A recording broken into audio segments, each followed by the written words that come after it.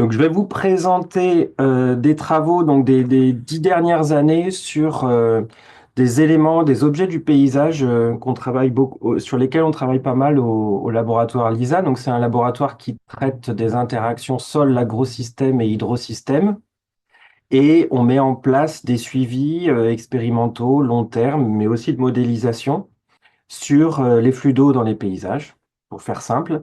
Et on s'intéresse notamment à la contribution des fossés agricoles à la biodiversification des paysages, c'est-à-dire comment ces fossés, qui sont destinés principalement à drainer les eaux de pluie à l'origine, contribuent également à améliorer la biodiversité dans les paysages agricoles. Donc, ces travaux que je vais présenter sont le fruit de recherches en collaboration avec un certain nombre de chercheurs du laboratoire que j'ai cités ici. Donc, ah ben non, décidément.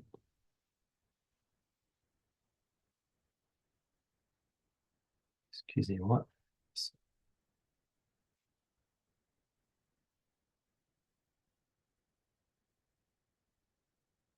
Ah, ça y est. Alors, pourquoi est-ce qu'on s'intéresse à ce type de linéaire? Ben, il faut savoir au départ, bon, tout le monde le sait, que l'intensification agricole a conduit à une érosion de la biodiversité. Et donc, on cherche de plus en plus à complexifier nos paysages, c'est-à-dire rajouter des éléments semi-naturels, rajouter de la biodiversité à l'intérieur, puisqu'on a vu que la complexité des paysages agricoles va avoir un effet important sur l'efficacité des mesures agri-environnementales. C'est-à-dire que mettre en place des réseaux de haies ou d'éléments semi-naturels ou de fossés aura un impact qui sera variable en fonction de la complexité du paysage dans lequel on a mis en place ce type de réseau. Et donc, par complexité, on entend à la fois ce qu'on connaît déjà, hein, les zones de friche, etc., mais on a aussi d'autres espaces qui sont souvent sous-estimés. Donc, les espaces qu'on considère interstitiels entre les parcelles, qui peuvent être des haies, des lisières, des arbres épars, qui représentent moins de 3% de la SAU, mais qui finalement ont des rôles multiples puisqu'ils vont concentrer les flux d'eau, les flux d'insectes, les flux de végétation. Et donc, ils vont contribuer à infiltrer, épurer, intercepter et protéger nos paysages, contribuer aussi à nourrir les pollinisateurs et les auxiliaires de culture et également garantir la résilience des paysages face au changement climatique, puisque ce type d'infrastructure très diversifiée peut permettre en fait de réduire les impacts négatifs de hausse de température ou autres aléas climatiques. Et pour ce qui est des fossés agricoles, donc sur lesquels on a déjà travaillé depuis de nombreuses années, et c'est les 10 dernières années où on a beaucoup travaillé sur leur impact plutôt écologique, eh bien, ces fossés qui ont vocation au départ à drainer les eaux de pluie, participent également à l'infiltration de l'eau dans les nappes, servent aussi à connecter les populations entre elles. Donc, ils vont jouer des rôles de corridors écologiques. Ils vont contribuer à rajouter des ressources supplémentaires pour les insectes, mais également pour des micro-mammifères, des batraciens, etc. Ils vont avoir également un impact notable sur les pesticides ou les matières organiques, les polluants organiques que l'on peut trouver dans nos paysages, puisqu'ils vont contribuer à leur dégradation, leur transformation, voire leur sorption. Donc, ils vont retenir en fait ces polluants. Et donc, ces éléments qui sont vraiment importants font partie de nos objets de recherche privilégiés. Donc, on a mobilisé plusieurs thèses. Donc, ici, des travaux de Gabriel Rudy, donc notre thésarde, qui est maintenant maître de conf à AgroParisTech, et qui a montré l'importance finalement des interactions qu'on peut avoir entre l'eau et la végétation au sein de ces fossés, puisque la végétation va contribuer à réduire les capacités hydrauliques des fossés. Elle va aussi participer à l'infiltration, à augmenter l'infiltration et le transfert vers la nappe. Et elle va retenir les particules solides, elle va retenir aussi les graines d'adventice, et donc elle a vraiment un rôle central dans la circulation des flux d'eau, de végétation, de sédiments. Ce qu'il faut savoir aussi, c'est que ces fossés vont être soumis à un fonctionnement hydrologique intermittent. c'est-à-dire que la plupart de l'année, ces fossés seront exempts d'eau. Et lors des épisodes pluvieux méditerranéens, donc des épisodes assez intenses, on va avoir effectivement le rôle de drainage de ces fossés qui va être exacerbé. Et donc, on va retrouver dans ces fossés de la végétation, donc beaucoup de végétation, et principalement des espèces terrestres, voire parfois aquatiques, lorsque les fossés, ou semi-aquatiques, lorsque les fossés vont se retrouver en aval des bassins versants et vont être plus souvent en eau que les autres. Et ce qu'on a voulu montrer dès le départ, c'était l'importance finalement de ces fossés comme hotspot de biodiversité, puisqu'ils vont rassembler une grande diversité d'espèces végétales annuelles. Et donc, par nos travaux, on a pu mettre en évidence effectivement l'importance de cette diversité d'espèces dans nos fossés par rapport aux parcelles adjacentes. Ce qu'il faut savoir aussi, c'est ces fossés sont traités, sont gérés par soit les agriculteurs, soit les communautés de communes, selon quatre pratiques principales, donc la fauche, le curage, l'écobuage ou encore le désherbage chimique, à des périodes variables dans l'année. Et c'est finalement très variable, ces pratiques de gestion sont très variables en fonction des agriculteurs. Et donc, à l'échelle d'un bassin versant, on va avoir toutes les pratiques qui vont être présentes. Et par conséquent, ces pratiques vont avoir des impacts sur la structure végétale, c'est-à-dire qu'au cours du temps, on va avoir soit la proportion de végétation, soit la proportion de litière ou la proportion de cendres, donc un ensemble de couverts végétaux qui vont être modifiés par les pratiques. Eh bien, cette proportion va évoluer au cours du temps, va être drastiquement réduite par les pratiques, pour ce qui est de la végétation verte, par exemple.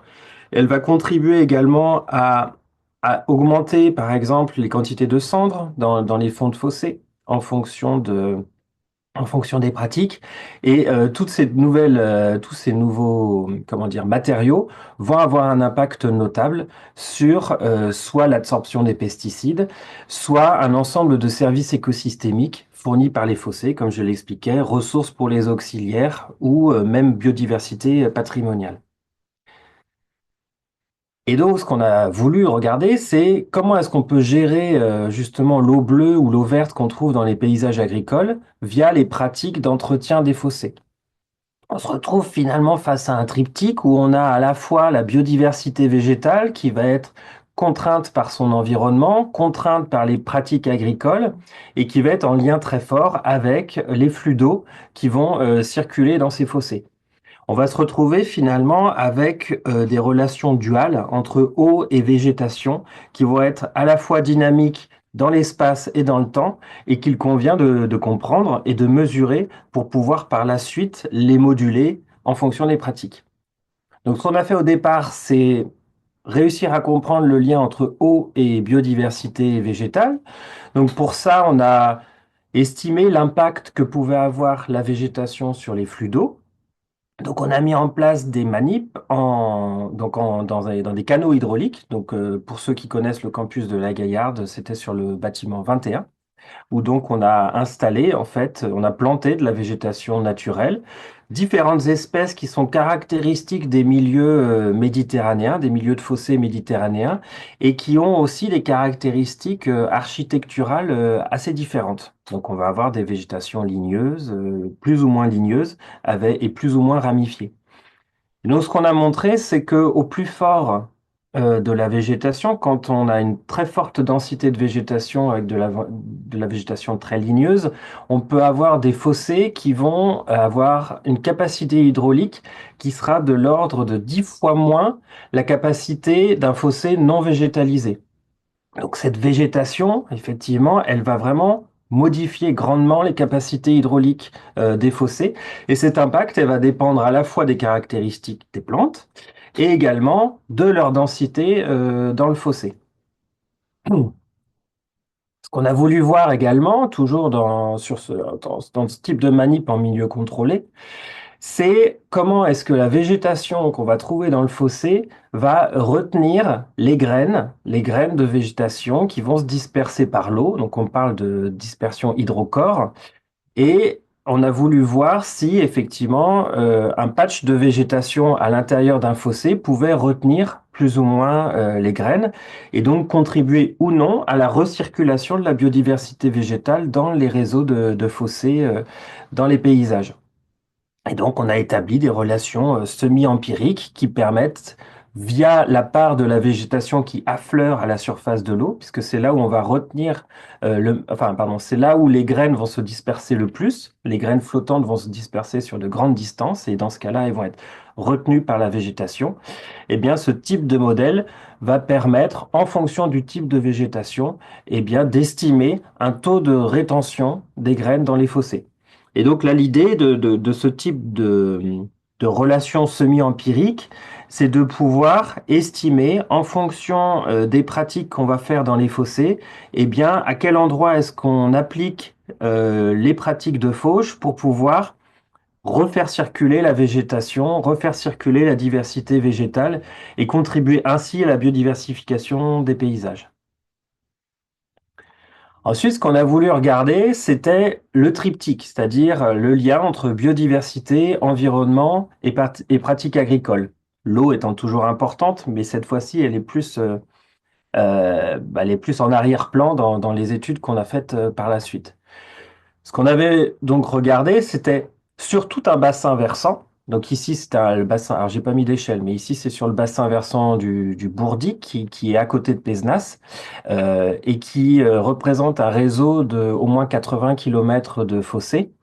Eh bien, on a échantillonné une dizaine d'espèces sur ce réseau de fossés.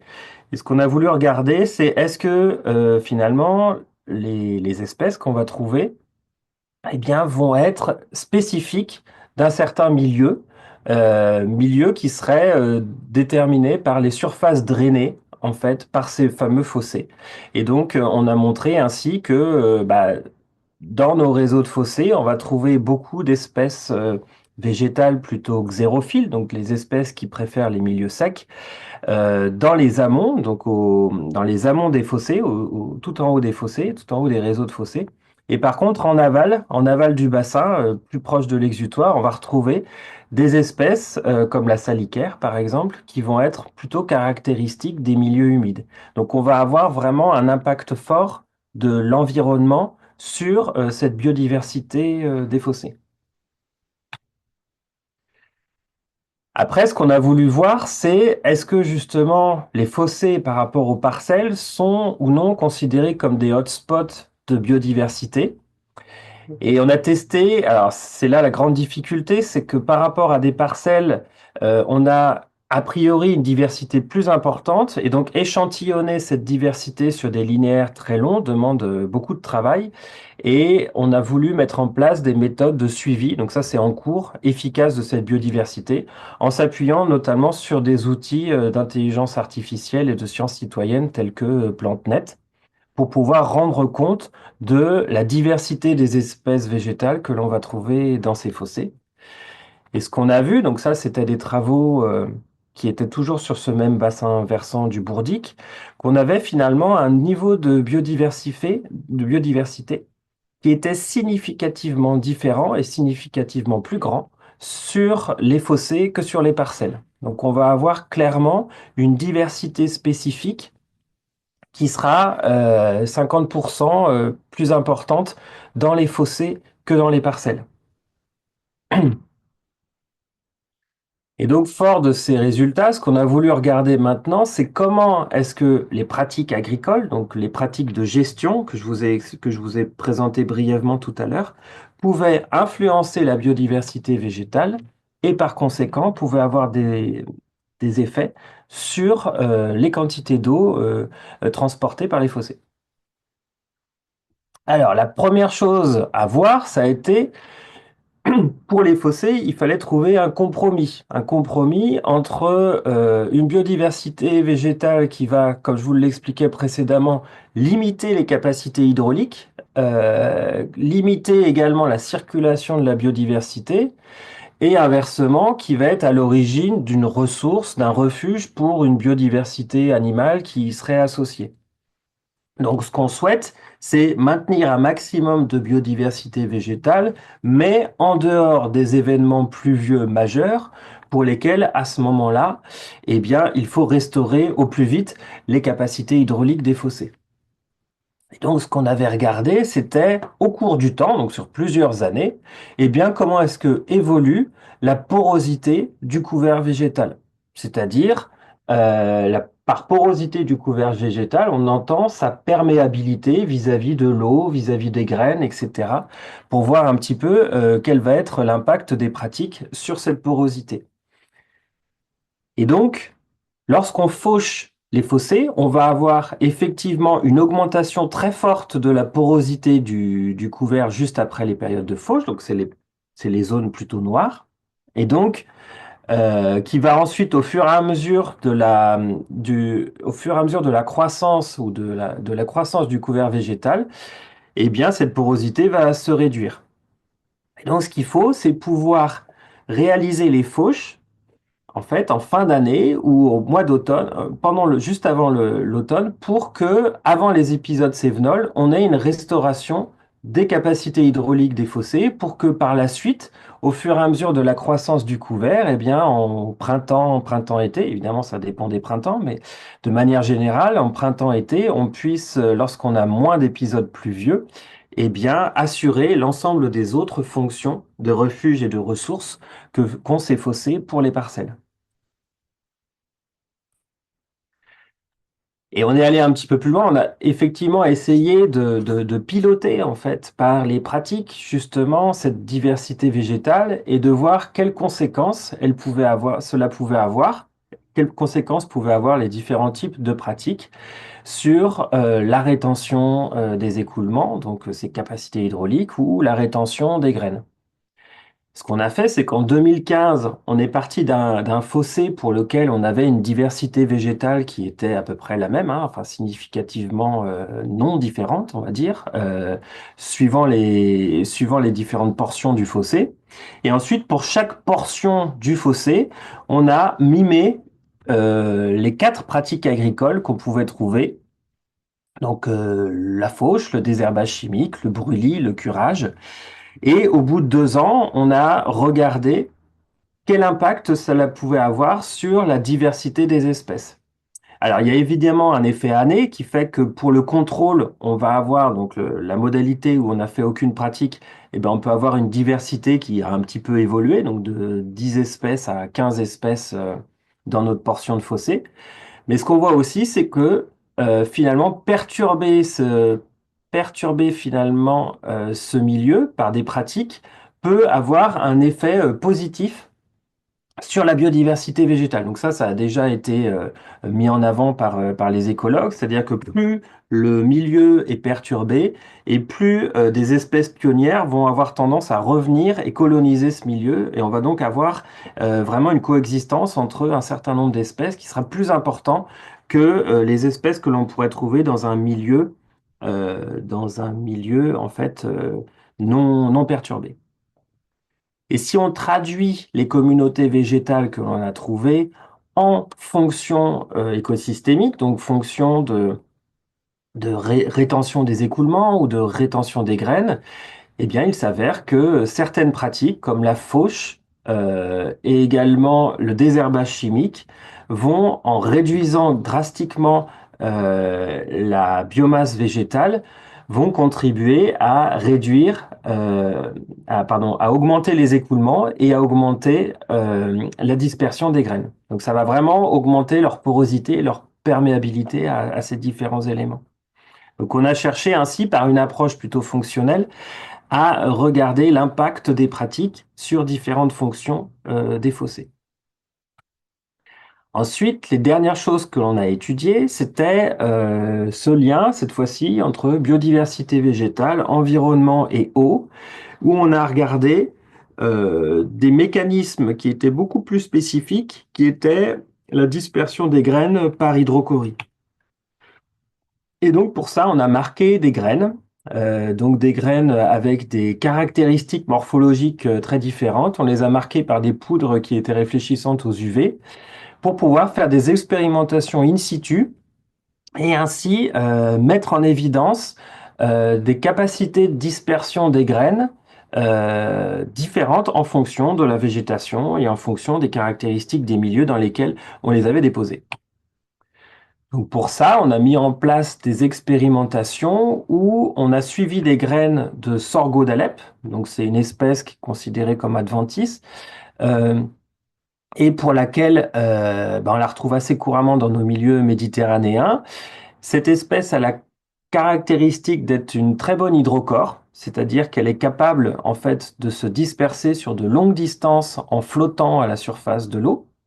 Et donc, ce qu'on a voulu regarder, c'est à partir d'une distance de lâcher, en fait, de ces graines dans un réseau hydrographique, eh bien, jusqu'où est-ce qu'on pouvait retrouver les graines marquées. Et donc, là, on montre qu'ici, sur un fossé, alors un fossé pour lesquels on avait simulé un écoulement assez important, donc on pouvait retrouver les graines jusqu'à 400 mètres de distance. Donc, ça veut vraiment dire que les fossés peuvent contribuer à disperser les graines sur de grandes distances. Et ce qu'on a voulu ensuite regarder, c'est eh bien, est-ce que la végétation que l'on va trouver, qui est émergée dans ces fossés, va permettre de retenir les graines. Donc on a retrouvé les mêmes résultats que je vous avais montré précédemment, c'est-à-dire un effet très fort de la végétation qui va retenir les graines dans les fossés, mais suivant la quantité de végétation que l'on va trouver dans le fossé, on va avoir quand même un certain nombre de graines qui vont réussir à circuler jusqu'à des distances de 400, voire 500 mètres à partir de leur point de lâcher.